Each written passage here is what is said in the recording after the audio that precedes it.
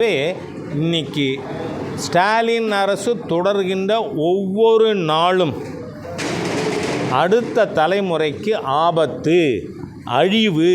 அதனால் இந்த அழிவு சக்தி திமுகவை நாம் தூக்கி எறிய வேண்டும் என்று ஊடக நண்பர்கள் மூலமாக கேட்டுக்கிறேன்.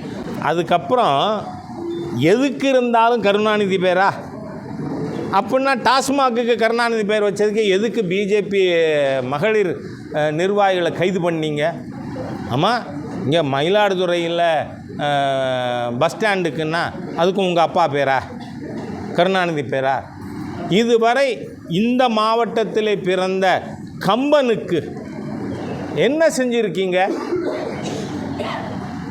கம்பநாட்டாழ்வார் தமிழ் மொழியை தூக்கி நிறுத்தியவர்.